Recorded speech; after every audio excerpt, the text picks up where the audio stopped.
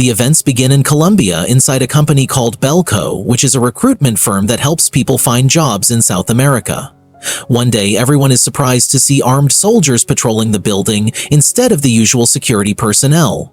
Unfortunately, the company's manager, Perry, notices that some employees are being told to go home. He stops the soldiers and asks them, "Why are you sending the employees away? Excuse me, is something wrong today?" But the guard remains silent and gives no response. Anyway, the employees begin their work as usual, but soon they notice something strange. Only foreigners are present inside the company.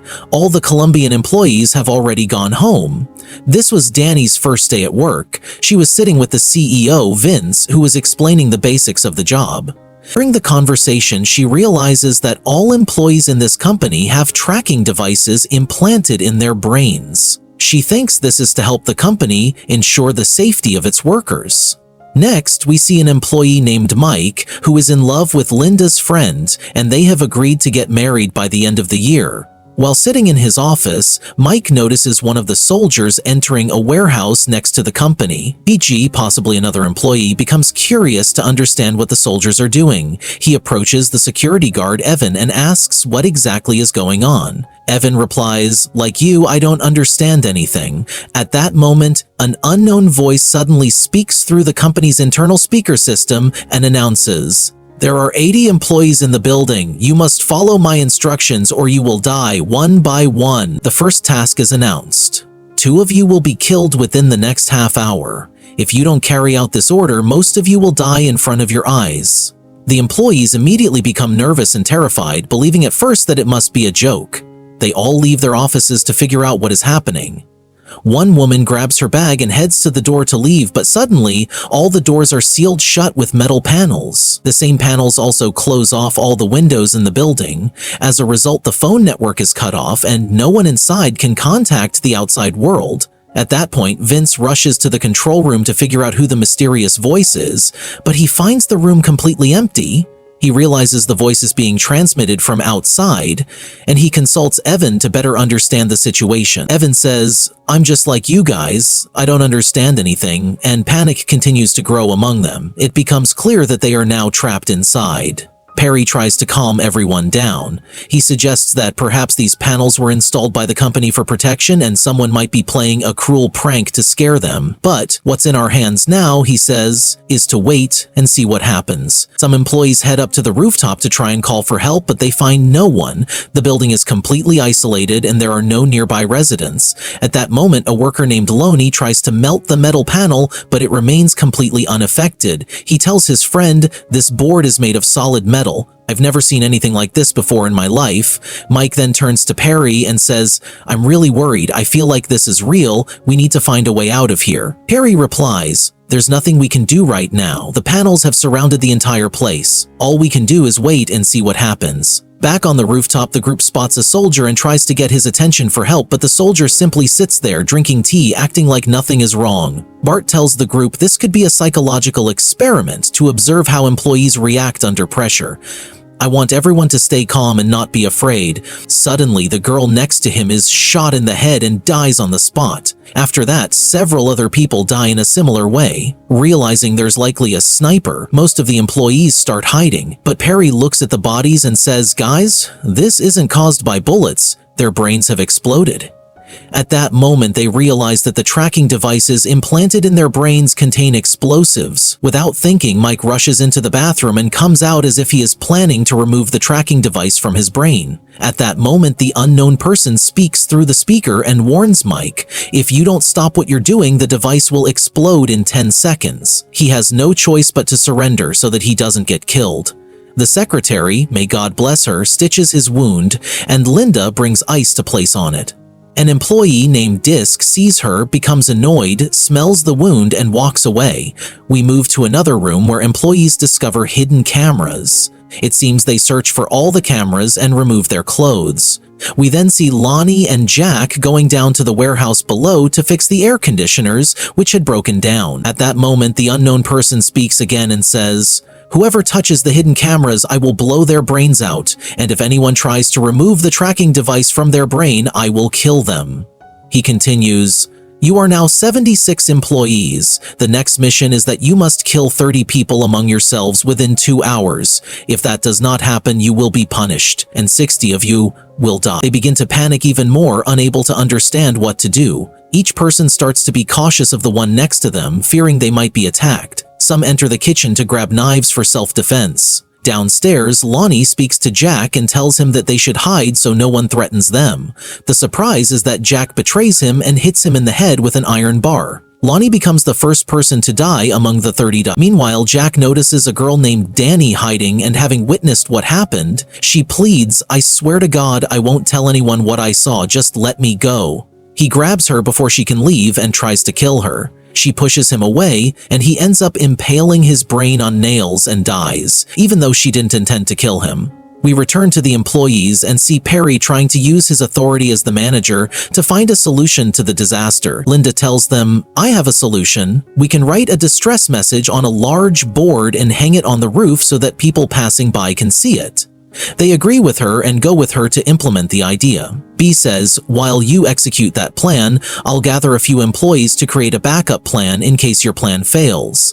Later, Mike takes Linda and collects tools to write the message. At that moment, they hear a loud noise and rush toward it. They are surprised to find Perry and his group using fire to break into the weapons storage, a disaster in itself because if weapons are in hand, it'll be easier to kill each other. Evan then pulls out his weapon and threatens them, saying, "This way you're helping people kill each other." Mike calms him down and tells him, "We don't want violence." He takes the weapon from Evan and strikes the gas cylinder to stop them from carrying out their plan. Afterward, they go out to write the distress message and begin hanging the cloth on the roof. The problem is the soldiers see it but don't understand it. The person helping Mike gets his hand injured. Mike tells him, "You stay put. I'll hang it." Just as he's about to hang the message, Linda pulls him back to stop him from getting hurt.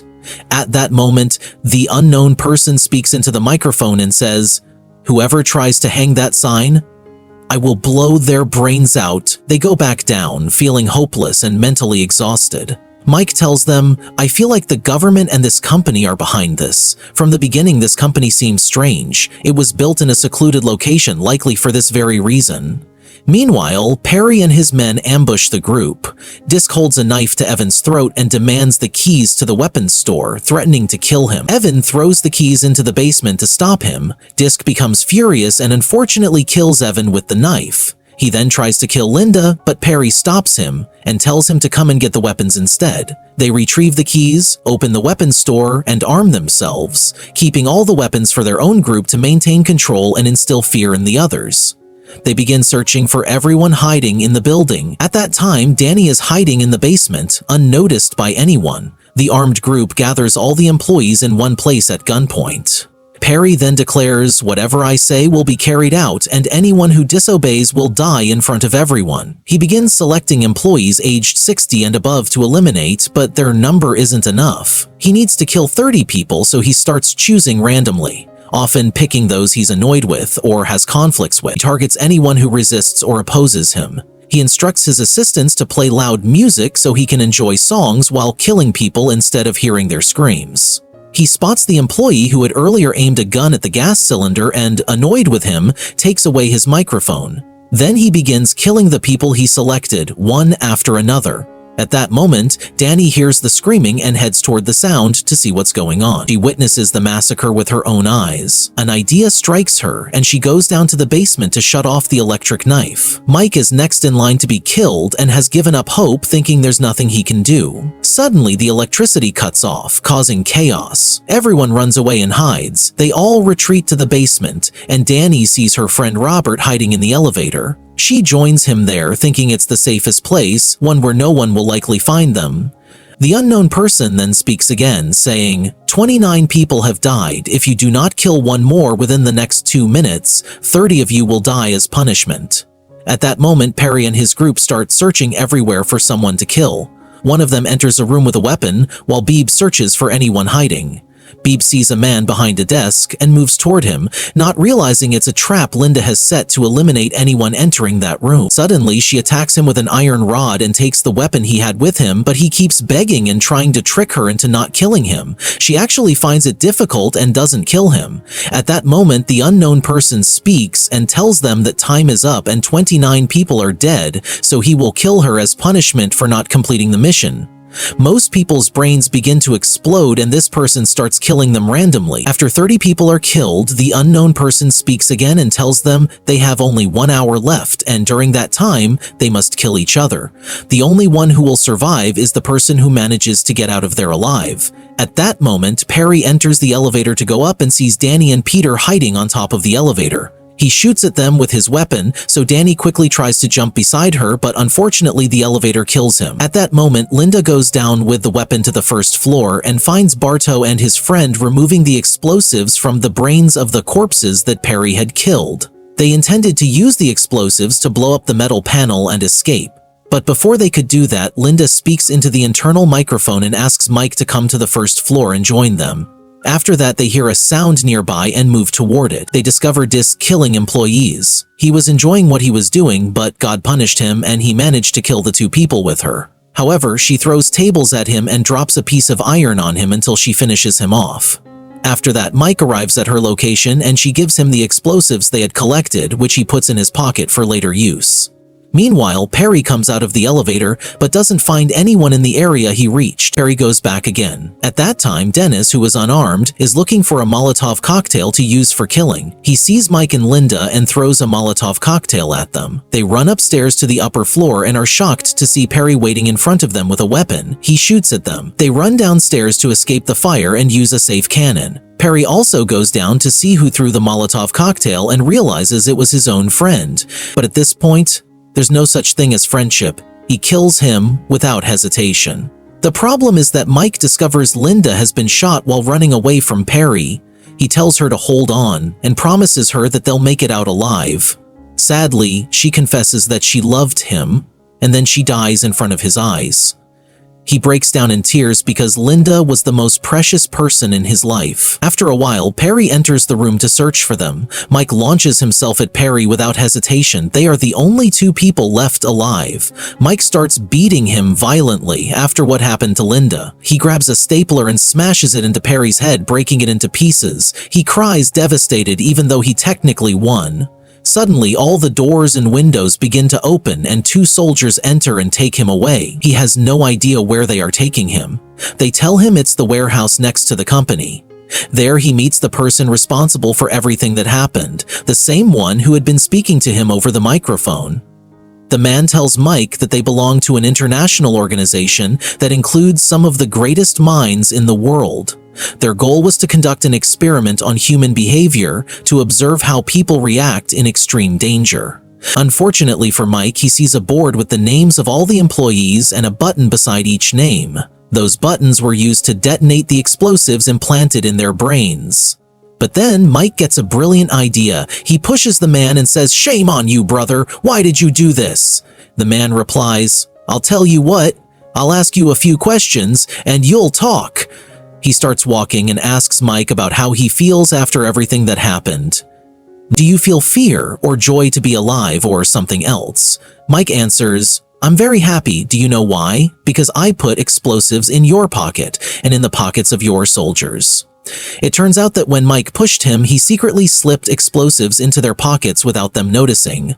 He quickly presses all the detonator buttons and blows up everyone in the room. Of course, he doesn't press the button for his own device. Then he grabs a weapon and makes sure to kill anyone who's still moving to confirm they're dead. After that, he walks out of the warehouse, barely believing he's still alive, feeling hopeful as someone who just won a deadly game. Then an unknown voice speaks, saying that the new phase is about to begin. And the movie ends with this final scene. Thanks for watching this recap. If you enjoyed it, don't forget to comment below and tell me what movie or series you want me to recap next.